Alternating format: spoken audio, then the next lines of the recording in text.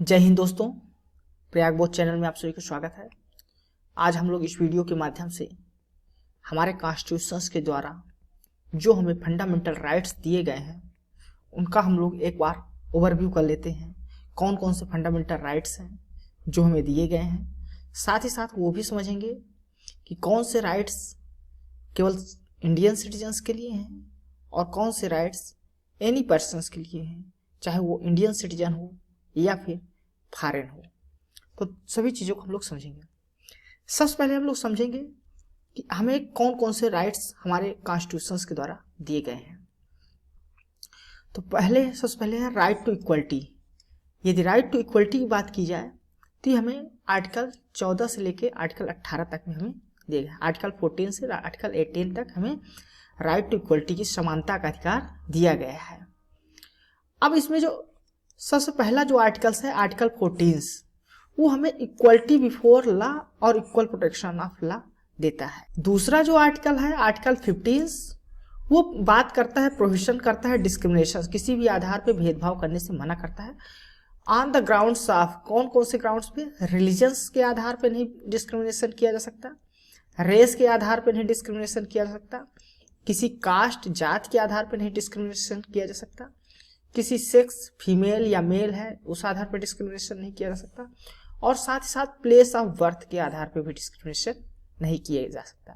तो ये ग्राउंड्स बताए गए हैं, किन ग्राउंड्स, कौन कौन से ऐसे आधार हैं जिसके आधार पर डिस्क्रिमिनेशन नहीं किया जा सकता। और ये ग्राउंड्स है रिलीजन, रेस, कास्ट, सेक्स और प्लेस ऑफ बर्थ। ये आर्टिकल 15 में हमें बताया गया है। यदि आर्टिकल 16 के देखें तो आर्टिकल 16 बात करता है equal of opportunity in matter of public employment, यानी रोजगार में समान अवसरों की बात करता है। जो पब्लिक एम्प्लॉयमेंट होगा उसमें सभी को इक्वल अपॉर्चुनिटी मिलेगी, सबको बराबर की अपॉर्चुनिटी, सभी को बराबर जो है तो अपॉर्चुनिटी मिलेगी। यदि आर्टिकल 17 की देखें तो आर्टिकल 17 बात करता है evolution of untouchability and prohibition of its practice. जो अनटचेबिलिटी है, छुआछूत है, उसके समाप्ति करने की बात करता है। साथ ही साथ इस प्रकार की कोई भी प्रैक्टिस है जो चल रही है हमारे समाज में, उसको भी रोक लगाने की बात करता है, उसको भी प्रोहिबिट करने की बात करता है आर्टिकल 17। आर्टिकल 18 देखें तो आर्टिकल 18 बात करता है evolution of title except military and academic, यानी कि जो टाइटल्स है, किसी के जो टाइटल्स होते हैं उन टाइटल्स को समाप्त करने की बात करता है। कोई को, किसी भी व्यक्ति को किसी स्पेशल प्रकार का टाइटल नहीं दिया जाएगा, सबको इक्वल समझा जाएगा। एक्सेप्ट इसमें छोड़ा गया है, कोई अगर हमारे इंडियन राष्ट्रपति जो है तो मिलिट्री या एकेडमिक अवार्ड्स किसी को मिलता है तो अवार्ड्स को छोड़ के सभी जिस प्रकार के टाइटल्स है वो सभी एबॉलिश कर दिए जाएंगे। जैसे सर की उपाधि है या इस प्रकार की कोई उपाधि है, जमींदार, जागीरदार, इस तरह की जो उपाधि है वो सब, राजा साहब जैसी उपाधियां एवोल्यूशन कर दिया जाएगा, उनको टाइटल्स को समाप्त कर दिया जाएगा। जो दूसरे प्रकार का राइट है हमारे कॉन्स्टिट्यूशन में, राइट टू फ्रीडम है। फ्रीडम जो है तो उसकी राइट्स है, और ये हमारे कॉन्स्टिट्यूशन के आर्टिकल 19 से लेकर 22 तक दिया गया है। तो याद रखिएगा, राइट टू फ्रीडम हमारे कॉन्स्टिट्यूशन में आर्टिकल 19 से लेकर आर्टिकल 22 तक दिया गया है। आर्टिकल 19 के अंतर्गत हमें 6 प्रकार की राइट्स, फ्रीडम्स की राइट्स दिए गए हैं, 6 फ्रीडम्स दिए गए हैं। वो कौन कौन से हैं पहला उसको समझ लेते हैं। पहला है freedom of speech and expressions. तो किसके हमको आज़ादी मिली है? हम लोग किसी भी तरह बोल सकते हैं, किसी प्रकार से अपने आप को प्रेजेंट कर सकते हैं, तो वो हमें एक्सप्रेशंस की अपने आप को आज़ादी मिली हुई है। दूसरा है असेंबली की आज़ादी है, हम लोग सभा बना सकते हैं, ठीक, किसी भी प्रकार की सभा बना सकते हैं, कोई भी कार्य करना हो उसके लिए असेंबली बना सकते हैं। तीसरा है एसोसिएशन, संगठन बना सकते हैं कोई भी और एक कार्य कर सकते हैं, जिस प्रकार चाहे उस प्रकार हम लोग संगठन बना सकते हैं, उसकी भी फ्रीडम हमें मिली हुई है। फ्रीडम ऑफ मूवमेंट की हमें मिली है, हम कहीं भी जा सकते हैं, रह सकते हैं, तो हमें फ्रीडम है कि हम लोग कहीं भी इंडिया में टेरिटरी के अंदर कहीं भी रह सकते हैं। फिर है रेसिडेंस की हमें फ्रीडम मिली है, यानी कि निवास करने की, हम लोग कहीं भी जाके रह सकते हैं, उसकी भी हमें फ्रीडम मिली है। साथ ही साथ कोई भी प्रोफेशन हम लोग जो चाहे वो चुन सकते हैं, इसकी भी फ्रीडम हमें है। फिर आर्टिकल 20 को देखें तो आर्टिकल 20 जो है तो प्रोटेक्शन करता है in respect of convictions of offence. यदि कोई व्यक्ति किसी प्रकार का ऑफेंस है किया है तो उसके प्रोटेक्शन, उसके राइट्स के प्रोटेक्शंस की बात करता है। यदि किसी ने अपराध किया है तो उसके राइट्स किस प्रकार प्रोटेक्ट होंगे, आर्टिकल 20 उस बारे में बात करता है। आर्टिकल 21 की बात करें तो आर्टिकल 21 प्रोटेक्ट करता है life of and personal liberty, किसी भी व्यक्ति की जो लाइफ होती है और साथ ही साथ उसकी जो पर्सनल लिबर्टी है, राइट टू प्राइवेसी की जो बात की जाती है, वो हमें आर्टिकल 21 में हम लोग उसको देख सकते हैं। आर्टिकल 21 जो बात करता है वो राइट टू एलिमेंट्री एजुकेशन की बात करता है, यानी जो प्राथमिक शिक्षा है उसको कैसे किसी व्यक्ति को मिले उस बारे में बात करता है। राइट टू एलिमेंट्री एजुकेशन, 6 से 14 वर्ष के बच्चों को राइट टू एलिमेंट्री एजुकेशन मिले, वो है आर्टिकल 21A में। आर्टिकल 22 जो बात करता है वो प्रोटेक्शन करता है against arrest and detention in certain cases, कुछ केसेस में कोई भी व्यक्ति अरेस्ट किया जाएगा या डिटेन किया जाएगा तो उस पर जो तो उनको क्या उनको प्रोटेक्शन मिला है, उनको उस बारे में बात करता है आर्टिकल 22। तो ठीक, जैसे 24 घंटे के अंदर मजिस्ट्रेट के सामने पेश करना, इस प्रकार के जो राइट्स हैं वो आर्टिकल 22 में ही है। अब राइट अगेंस्ट एक्सप्लॉयटेशन आर्टिकल 23 से 24 में देखा जाए तो वो राइट अगेंस्ट एक्सप्लॉयटेशन जो है वो आर्टिकल 23 और 24 में दिए गए हैं, जिसमें आर्टिकल 23 जो बात करता है वो prohibition of trafficking in human and being and force labour, यानी जो ह्यूमन्स का ट्रैफिकिंग किया जाता है उसको रोक लगाने के लिए, साथ ही साथ जो किसी के साथ फोर्स लेबर कराया जाता है, बधुआ मजदूरी कराई जाती है, उसको रोक लगाने के लिए बात करता है आर्टिकल 23। तो याद रखिएगा। आर्टिकल 24 जो बात करता है वो प्रोहिबिट करता है एम्प्लॉयमेंट में किसी चिल्ड्रन को फैक्ट्रीज में, कोई भी चिल्ड्रन है जो 6 से 14 साल की बच्चा है, 14 वर्ष से कम उम्र का कोई भी चिल्ड्रन है तो उसको आर्टिकल 24 के तहत उसको प्रोहिबिट किया गया है कि वो फैक्ट्रीज में काम नहीं करेगा। कोई हजार्डस जो फैक्ट्रीज है जो जिससे उसको नुकसान हो सकता है, ऐसी कंपनियों में कोई भी बच्चा कार्य नहीं करेगा। अब यदि right to freedom of religions की बात करें तो वो आर्टिकल 25 से आर्टिकल 28 तक दिया गया है। कोई धर्म के आधार पर उसको क्या फ्रीडम है, क्या आज़ादी है अपने धर्म के अनुसार कार्य करने के लिए, वो आर्टिकल हमें 25 से 28 तक देख सकते हैं। यदि आर्टिकल 25 देखें तो आर्टिकल 25 बात करता है freedom of consciousness and free professions practice propagations of religions, यानी आर्टिकल 25 बात करता है कोई भी व्यक्ति स्वतंत्र है जो उसके प्रोफेशंस है, जो उसका रिलीजियंस कहता है, किसी भी प्रकार का वो व्यवहार कर सकता है, किसी भी प्रकार के वो प्रैक्टिस कर सकता है, वो अपने रिलीजियंस के अनुसार अपना जीवन यापन कर सकता है। ये आर्टिकल 25 उसको गारंटी देता है, उसको फ्रीडम देता है।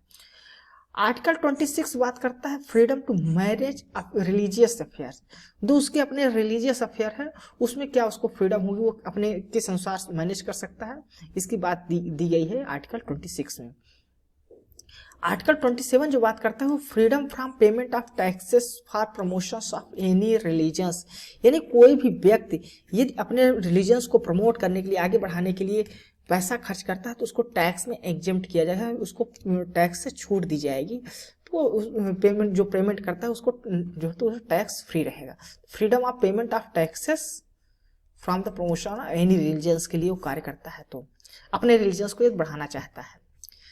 अगला है आर्टिकल 28, वो कहता है freedom from attending religious instructions और worship in certain education institutions, यानी कोई व्यक्ति को मिला हुआ है, आज़ादी मिली हुई है, यदि कोई भी व्यक्ति अपने रिलीजियंस के एजुकेशन सेंटर चला रहा है, उसमें किसी प्रकार की पूजा पद्धति कर रहा है तो उसमें रिलीजियस इंस्ट्रक्शंस दे सकता है उस संस्थान में, या वार्षिक पूजा कर सकता है। कोई भी एजुकेशनल इंस्टीट्यूट है जो शैक्षणिक संस्थान चला रहा है वो, तो उसको आज़ादी मिली हुई है कि वो कोई भी रिलीजियस इंस्ट्रक्शंस दे सकता है उस संस्थान में, या वार्षिक कर सकता है अपने रिलीजियंस के अनुसार, यदि वो रिलीजियस इंस्टीट्यूशन स्टेट के द्वारा ओन नहीं किए गए हैं।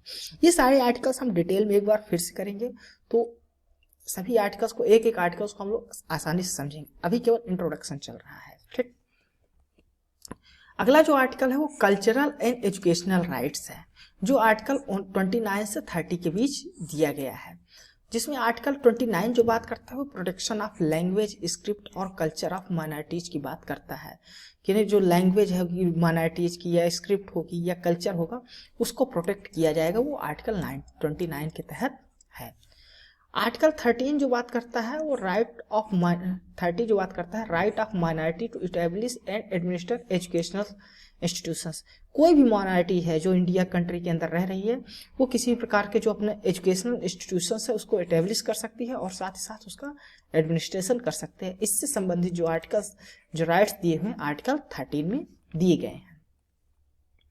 आर्टिकल 32 जो बात करता है वो राइट टू कॉन्स्टिट्यूशनल रेमेडीज की बात करता है। कोई व्यक्ति जो फंडामेंटल राइट्स हैं उसको जो प्रोटेक्शन करने का कार्य है, उसको इन्फोर्समेंट करने का जो कार्य है वो सुप्रीम कोर्ट्स का होगा। कोई व्यक्ति डायरेक्ट रिमूव कर सकता है यदि उसके फंडामेंटल राइट्स को जो तो नहीं लागू किया जा सकता। इसके लिए सुप्रीम कोर्ट जो है तो 5 प्रकार के रिट जारी करता है। वो रिट है हैबियस कॉर्पस, मैंडमस, प्रोहिबिशन, सेटोरी और को वारंटो, क्यों वारंटो। इस प्रकार के जो हैं ये रेमडीज है, मिली हैं, कॉन्स्टिट्यूशनल रेमडीज है आर्टिकल 32 के अंदर। अब हम लोग देख लेते हैं कुछ ऐसे फंडामेंटल राइट्स जो केवल इंडियन सिटीजन्स को मिले हैं, नो फॉरेनर्स को नहीं मिले हैं। ऐसे कौन कौन से आर्टिकल्स हैं? तो हमारे जो आर्टिकल 15 है हमारे कॉन्स्टिट्यूशंस का, जो बात करता है prohibition on discrimination on the grounds of religion, race, caste, sex and place of birth, ये केवल इंडियन सिटीजन्स को मिला है। इसी प्रकार आर्टिकल 16 जो है वो भी केवल इंडियन सिटीजन्स को मिला है, जिसमें अपॉर्चुनिटी दी गई है। कोई भी पब्लिक जो एम्प्लॉयमेंट्स है उसमें सभी को इक्वल अपॉर्चुनिटी की बात की गई है। आर्टिकल 19 जो हमारे कॉन्स्टिट्यूशंस का है वो भी केवल इंडियन सिटीजन्स को है, जिसमें 6 राइट्स, फ्रीडम ऑफ राइट्स मिले हैं, जो जैसे freedom of speech and expression, freedom of assembly, freedom of association, freedom of movement, freedom of residence and freedom of professions, कोई भी प्रोफेशन चुन सकता है। तो ये जो 6 प्रकार की फ्रीडम मिली है वो भी केवल इंडियन सिटीजन्स के लिए है। Protection of life and personal liberty जो आर्टिकल 21 के तहत है ये भी केवल इंडियन सिटीजन्स को है। साथ ही साथ जो आर्टिकल 30 है जिसमें राइट टू माइनॉरिटीज को इस्टेब्लिश करने और एडमिनिस्ट्रेशन करने का है, एजुकेशन इंस्टीट्यूशंस को इस्टेब्लिश और एडमिनिस्ट्रेशन करने की बात की गई है आर्टिकल 30 में, वो भी जो है तो केवल इंडियन सिटीजन्स को मिला हुआ है। तो याद रखिएगा इंडियन सिटीजनशिप को आर्टिकल 15, 16, 19, 21 और 30 ये 5 ही राइट्स ऐसे हैं जो केवल इंडियन सिटीजन्स को मिले हैं, फॉरेनर को नहीं मिले हैं। अब ऐसे कौन कौन से राइट्स हैं जो इंडियन सिटीजन्स और फॉरेनर्स दोनों को मिले हुए हैं, लेकिन ये राइट्स उनको नहीं मिले हैं जो एलियंस हैं, जो मित्र, जो एनिमी एलियंस हैं, हमारे शत्रु देश हैं, उनके सिटीजन्स को जो है तो ये राइट्स नहीं दिए जाएंगे। ये राइट्स कौन कौन से हैं? पहला है इक्वलिटी बिफोर लॉ और इक्वल प्रोटेक्शन ऑफ लॉ जो आर्टिकल 14 के अंतर्गत दिया गया है। दूसरा है protection in respect of conviction of offence जो आर्टिकल 20 है, उसमें भी जो है तो वो भी इंडियन सिटीजन और फॉरेनर दोनों को मिले हैं। आर्टिकल 21 जो प्रोटेक्शन करता है लाइफ और पर्सनल लिबर्टी की। आर्टिकल 21A जो राइट टू एलिमेंट्री एजुकेशन की बात करता है। Protection against arrest and detention in certain cases जो आर्टिकल 22 है वो भी दोनों को मिला है, सिटीजन्स और फॉरेनर को। आर्टिकल 23 जो प्रोहिबिशन करता है trafficking in humans and force labour को। साथ ही साथ आर्टिकल 24 जो प्रोहिबिशन करता है employment of children in factories को, वो भी इंडियन सिटीजन्स और फॉरेनर्स दोनों को मिले हुए हैं।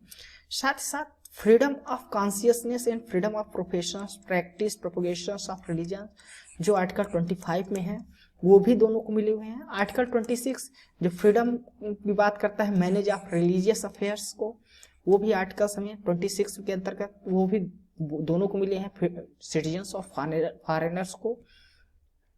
आर्टिकल 27 जो हमारा है freedom from payment of taxes and promotion of any religions की बात जो करता है वो भी दोनों को मिले हुए हैं। साथ ही साथ आर्टिकल 28 जो बात है जो फ्रीडम देता है अटेंड कोई भी रिलीजियस इंस्ट्रक्शंस दे सकते हैं और साथ ही साथ वर्शिप कर सकते हैं, कोई उनका एजुकेशन इंस्टीट्यूशंस है, रिलीजियस एजुकेशनल इंस्टीट्यूशंस है उसमें। तो ये आर्टिकल 28, तो ये ऐसे राइट्स हैं जो दोनों को मिले हुए हैं, इंडियन सिटीजन्स और फॉरेनर दोनों को दिए गए हैं। तो धन्यवाद, ये था हमारा फंडामेंटल राइट्स का एक ग्लांस। हम लोग एक बार में नज़र में देख लिए कौन कौन से फंडामेंटल राइट्स हैं जो हमारे कॉन्स्टिट्यूशंस के द्वारा हमें प्रदान किए हैं, जिसमें गारंटी दी गई है। अब हम लोग एक एक आर्टिकल्स को विधिवत समझने की कोशिश करेंगे, उसको डिटेल्स एनालिसिस करेंगे। तो इसके लिए आप लोग हमारा इस चैनल को सब्सक्राइब कर लें और साथ ही साथ हमारे इस वीडियो को अपने दोस्तों के साथ भी शेयर करें। साथ ही साथ कमेंट बॉक्स में ज़रूर बताएं कि आपको यह वीडियो कैसा लगा है, ये मैं प्रतीक्षा करूँगा। धन्यवाद।